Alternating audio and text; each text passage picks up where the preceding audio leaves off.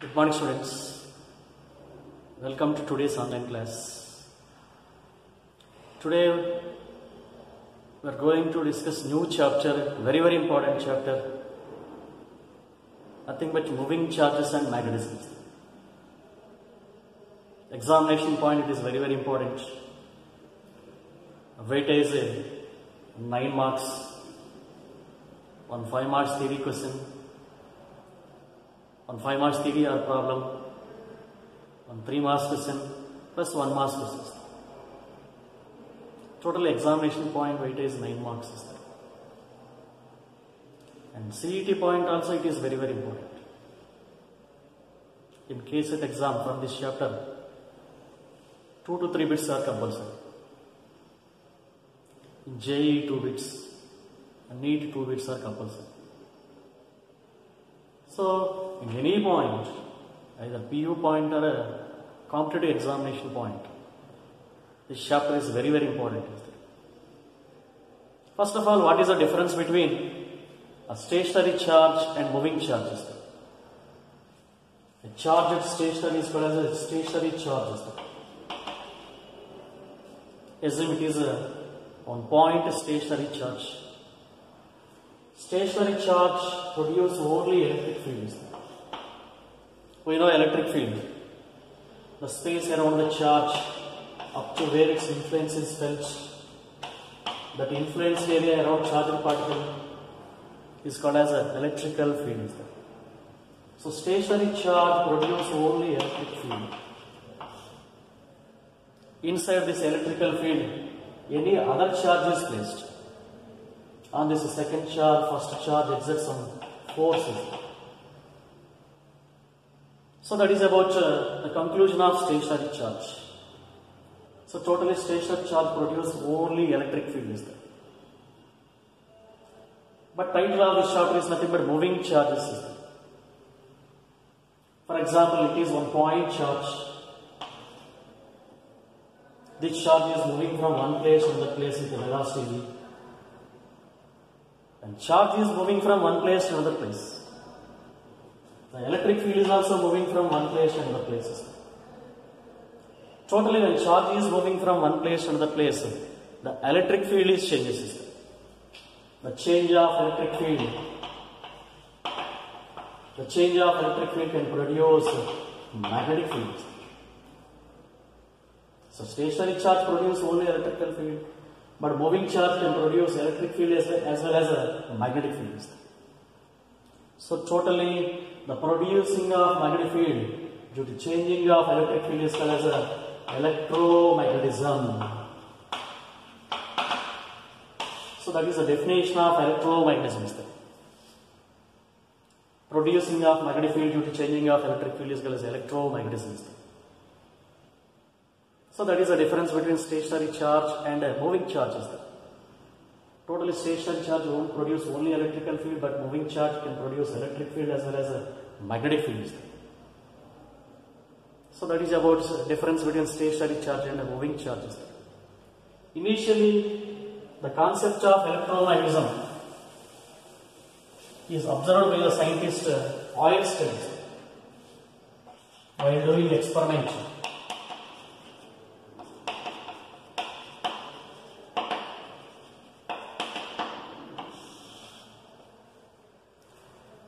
So producing of magnetic field due to changing of electric field initially noticed by the scientist Ørsted. So he is only first scientist observed the concept of electromagnetism while doing electricity experiments. So for this purpose, we know geometrical directions are there. North, opposite to north is nothing but south. Right side of north is nothing but east. Opposite to east is nothing but west is there. So these are the geographical directions are there. And assume it is one conductor, a substance which allows current, a substance which allows flow of electrons, that is called as conductor is there. All metals are good conductors of electricity is there. Below this conductor, one magnetic needle is placed. It is one magnetic needle are placed below the conductor. Every magnet having two poles, it is north pole and south pole. Suspended magnet is always comes to rest along geographical north-south directions. So initially, no current is passing through conductor. When no current is passing through conductor, no deflection of the needle is there. Now, some current is passing through the conductor. When current is passing through the conductor along this direction. When current is passing through the conductor along this direction, then north pole of the needle deflecting along this direction. So this experiment concludes such every current carrying conductor produces magnetic field. When current is passing along this direction, north pole of the needle deflecting towards west direction, anti-clockwise direction. So that is about Oersted experiment. So first conclusion, every current carrying conductor, CCC means current carrying conductor. Every current carrying conductor produce magnetic field. So that's why deflection of needle will be takes place and placed below the current carrying conductors. So that is the first conclusion. Every current carrying conductor produces magnetic field. And second experimental observation, a direction of electric field and a magnetic field. Electric field and magnetic field are always perpendicular to each other.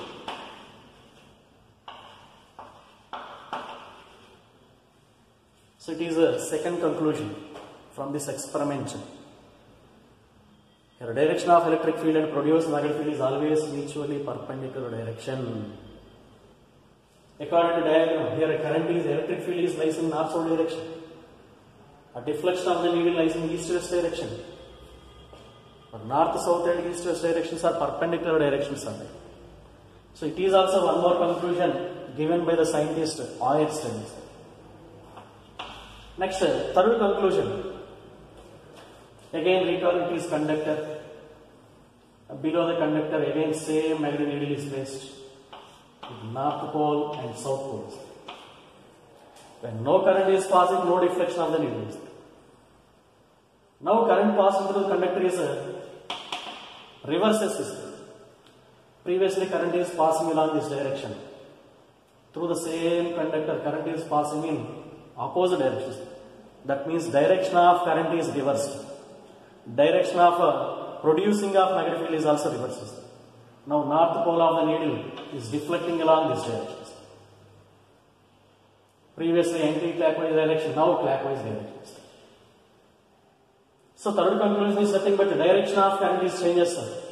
So direction of current. So direction of current changes. Direction of magnetic field is also changes.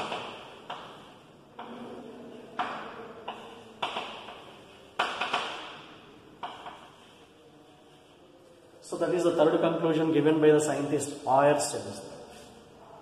So that is about Oersted experiment. He is only first scientist. He noticed that when magnetic needle is bringing towards current carrying conductor, suddenly it deflects. That means magnetic needle deflects around current carrying conductors. So conclusions, every current carrying conductor produces magnetic field. And direction of electric field and magnetic fields are perpendicular to each other. Next, direction of current is changes. That means direction of electric field is changes. And direction of magnetic field is also changes. So that is about Oersted experiment and conclusions given by the scientist Oersted. It is very, very important concept. Next continuation important concept, Ampere's right hand thumb rule. First of all, what is the use of Ampere's right hand thumb rule? We know every current carrying conductor produces magnetic field. Direction of electric field and direction of magnetic fields are perpendicular. Direction of current is changes, direction of magnetic field is also changes. with the help of Ampere's right hand thumb rule, we can identify the direction of magnetic field around current carrying conductors. When current is passing in upward direction, what is the direction of magnetic field? It is clockwise or anti-clockwise. Or when current is passing in downward direction, what is the direction of magnetic field? It is clockwise or anti-clockwise. So totally with the help of Ampere's right hand thumb rule, we can find the direction of magnetic field around current carrying conductors. So for this purpose, assume it is a conductor. Through the conductor some current is passing. Any conductor carrying current, that is called as current carrying conductor.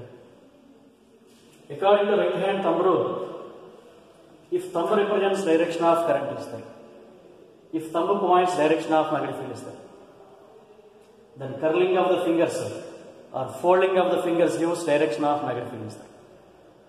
So according to Ampere's right hand thumb rule, what is the statement here?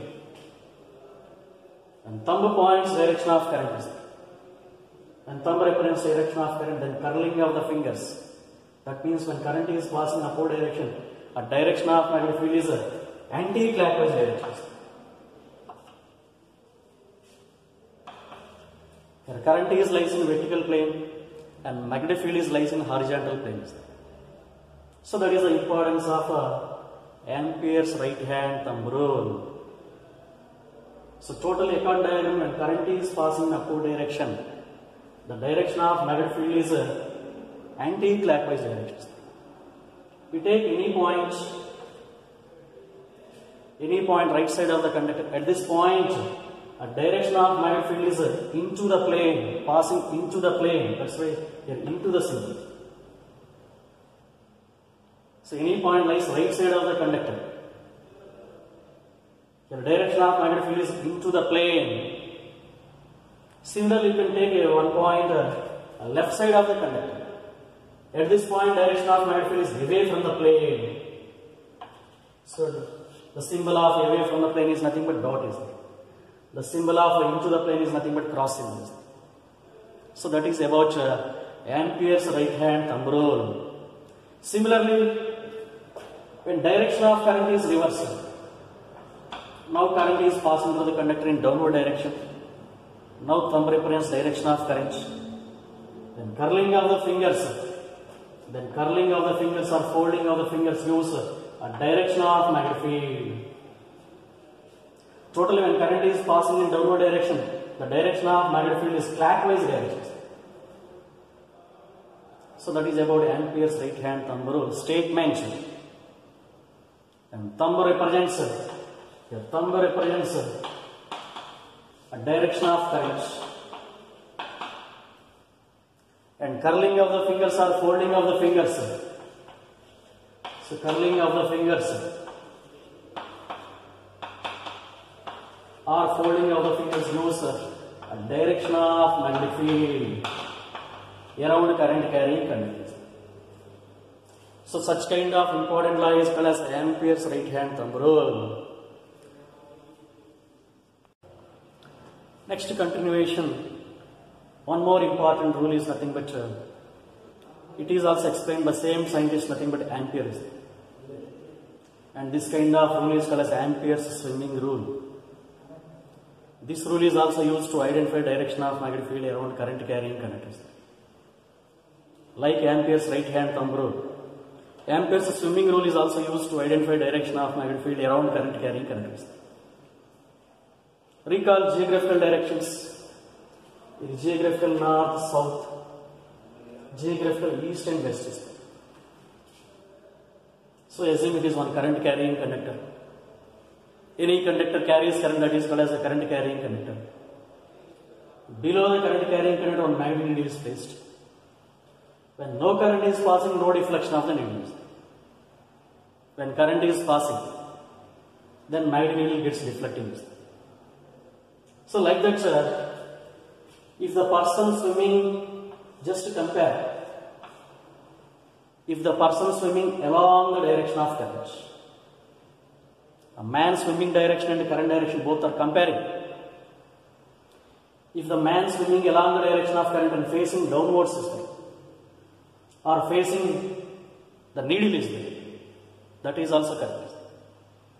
So if the man is swimming along the direction of the current, we know when current is passing along this direction, along the same direction, man is also swimming. Then magnetic needle placed below the current carrying conductor gets a deflecting. Here, deflection of the needle is lying towards man's left hand. In the right side of the man, right hand of the man is left hand of the man. So if the man is swimming along the direction of current and facing downward direction, the north pole of the needle is deflecting towards man's left hand. That means when current is passing in forward direction, the direction of magnetic field is anti-clockwise direction. That means north pole of the needle deflecting towards man's left hand. So such kind of rule is also called as Ampere's swimming rule. And what is the statement of this rule? If the man is swimming along the direction of current, that means direction of current and direction of swimming is compared. And the man facing towards downward direction, or man facing towards his head towards needle is there. Now any needle placed below the current carrying conductor gets deflecting. Here deflection of the needle lies man's left hand is there. Here deflection of the needle lies towards man's left hand. So that kind of rule is called as Ampere's swimming rule. It is also one more important rule used to identify direction of magnetic field around current carrying conductor. Next, one more rule is also used to identify direction of magnetic field around current carrying conductor. That kind of rule is called as Maxwell's right-handed, RH means right-handed. Maxwell's right-handed corkscrew rule. Corkscrew rule. So it is one more rule. It is also used to identify direction of magnetic fields. So it is a right-handed corkscrew. So for this purpose, again, first consider it is one current carrying conductor. When current is passing in upward direction, direction of magnetic field is anti-clockwise direction.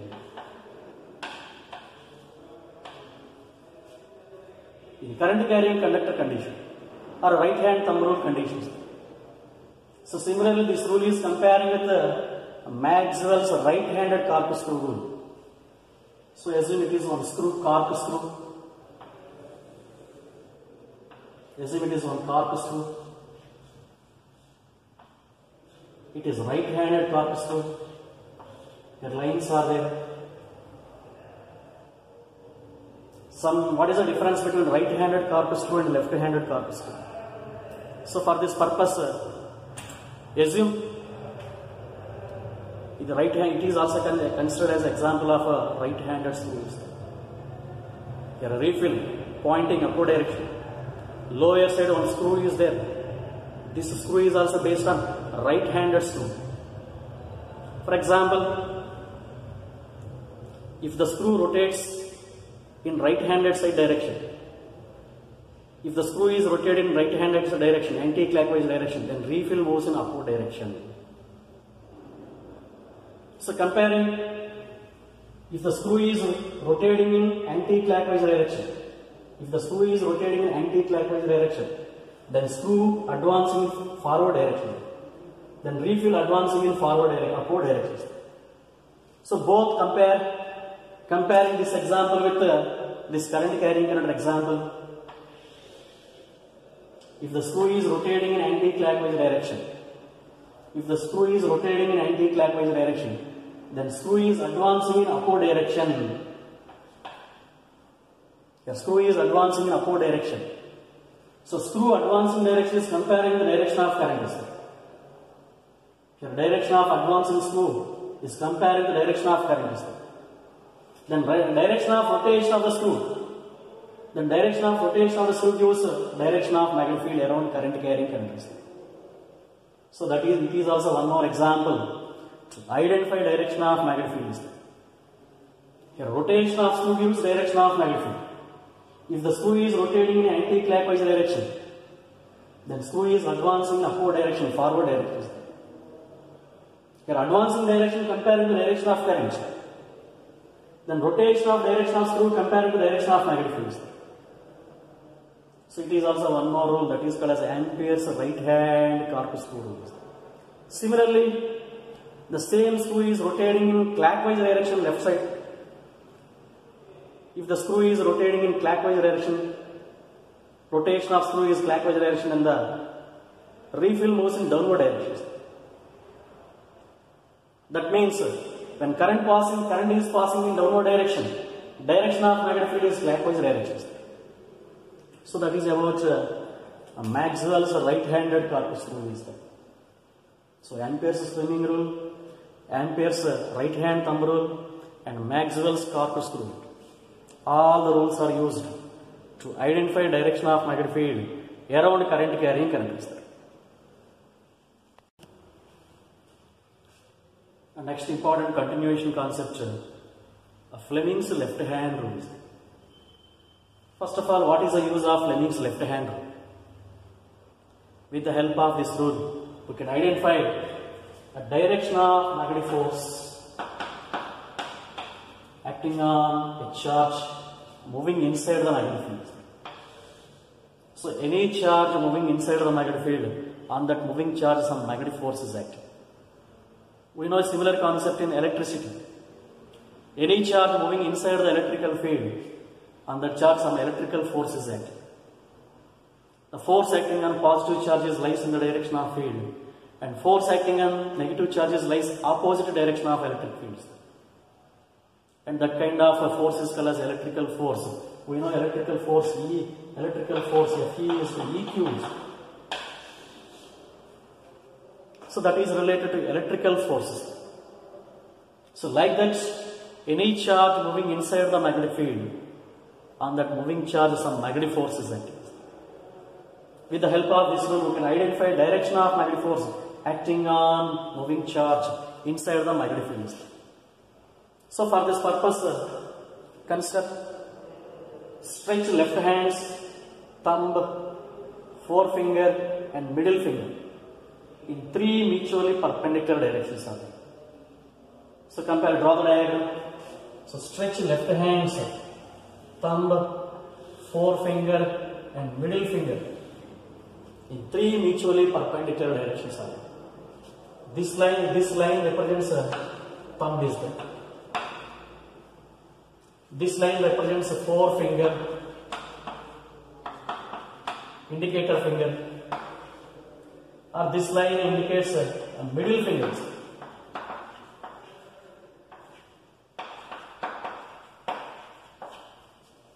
So stretch left hands, thumb, forefinger and middle finger in three mutually perpendicular directions.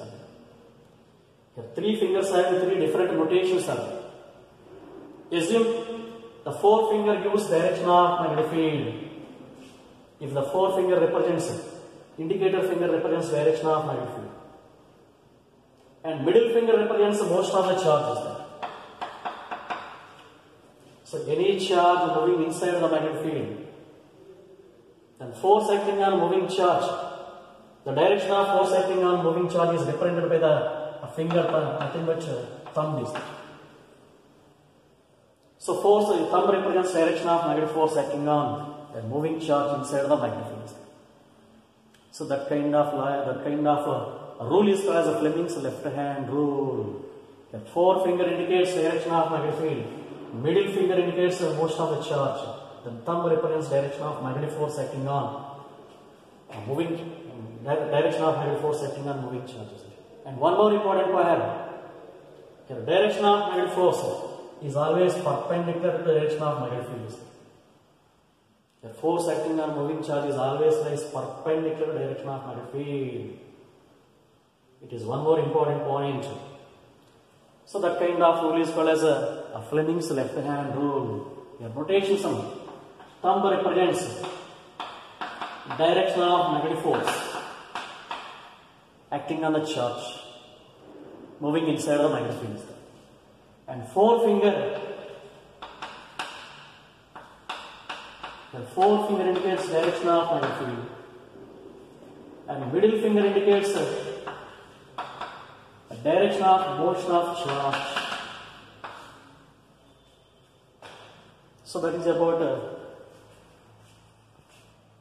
Fleming's left hand rule.